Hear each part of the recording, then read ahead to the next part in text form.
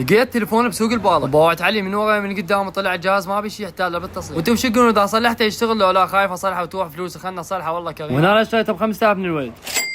هنا جبت الهالوي دائما يصلحين شباب. هذا الفائز بالمقطع السابق، وهذا المقطع سحب على ايفون فيديو اي شغل. بس يكون انت مسوي لايك ومتابعه تكتب اي تعليق. هسه شوف له الجهاز اشتريته ب 5000 من البالة، شوف ليه يشتغل لا. شنو كان ب 17 هذا؟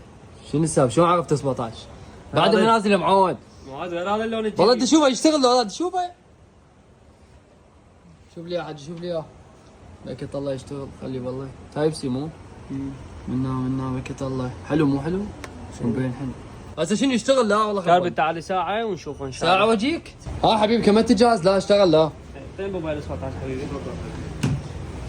وين حبيبي هذا دمية. دمية؟ اي. شنو يعني دمية؟ يعني فيك.